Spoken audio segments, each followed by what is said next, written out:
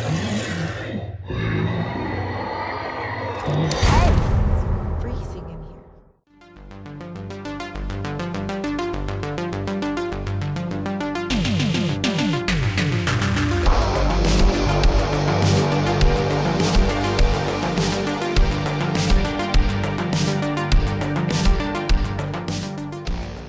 We are talking about Along Came the Devil, which is also known as Tell Me Your Name. This one is directed by Jason Divan, who also co-wrote this. Now this is along the same lines as The Exorcist, apparently based on a true story. It focuses on this sort of young teenage girl who has a troubled past, and she's now living with her aunt, and she seems to be getting seduced by a dark force, a demonic force, and ultimately the story is about her succumbing to that force and the struggles that the people around her, her aunt, her friends, the local clergy, trying to get her to overcome it and trying to exorcise this literal demon from the body. So let's talk about Along Came the Devil, what works and what doesn't work. So we're going to go to the negatives first of all this time. For me, this had some bizarre choices in regards to script and editing. So this almost feels like it's setting up another story right from the get-go. I mean, we have a prologue that features our title character, our main character as a younger girl. And she's got this kind of slightly older sister. And, we're told that the kind of father is abusive and things like this.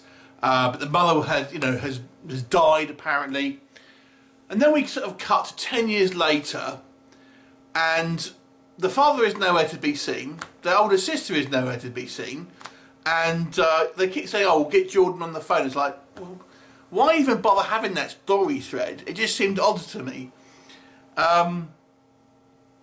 So the movie progresses, and obviously things are revealed. But I've got to say, it feels like chunks of this film are missing, because there's some just bizarre edits that you just feel like, I feel like I've missed something. I feel like there's a chunk of story here that's just disappeared. So I've got to say, I found this movie to be somewhat discombobulated, and I've got to have to be honest. I mean, there was no, when we have our prologue, there's no talk of the auntie. She just turns up when they're kind of like older. And I thought she was the older sister first of all. It just doesn't kind of like catch you up, to be honest. It doesn't kind of, the story here is such a weird setup. And this first thing you see in this story is a massive, great big text, lump of exposition you're meant to read. That's not a good way to start a film. And as you go through it, it just feels like stuff's missing.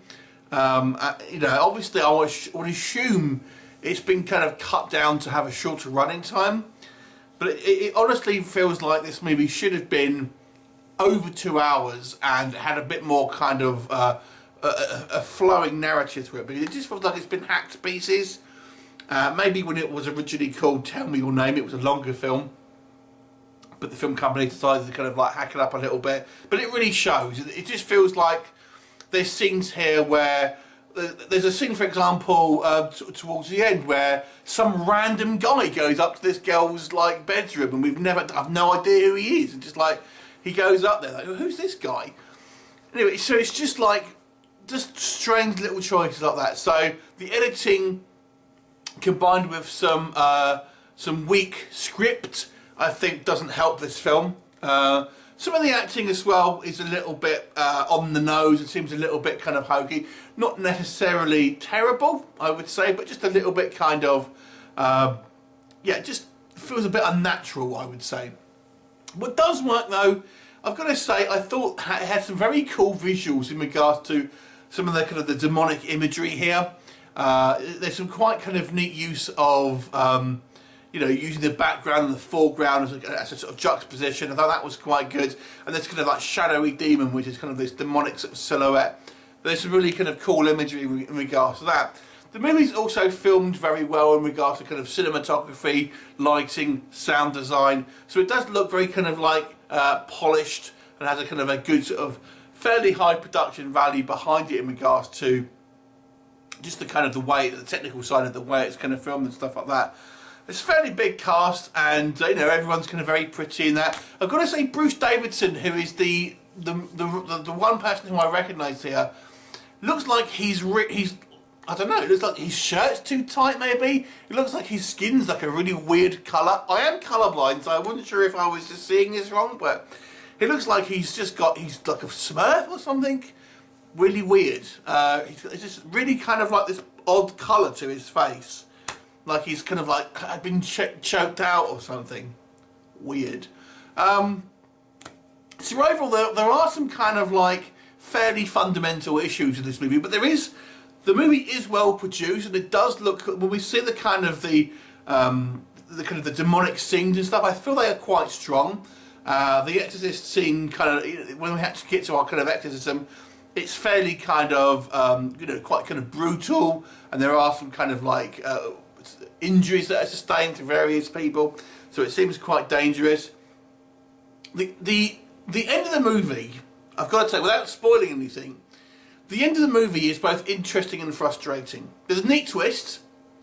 There is a neat twist, but I've got to say it just kind of ends on an odd note. You feel like and again, this kind of goes back to the editing. It just feels like there should be a little bit more to this. So overall, it's a mixed bag, this film. There are some good elements and there are some good production values, some good kind of visual effects and stuff like that. And there are some kind of like nice creepy moments. There's a really good use of shadow in this film. But it just feels like it's been hacked to pieces for maybe an original idea. So I'll give it a 5 out of 10. Have you seen it? What did you think of it? Leave me a comment and I shall look forward to you next time. Bye for now.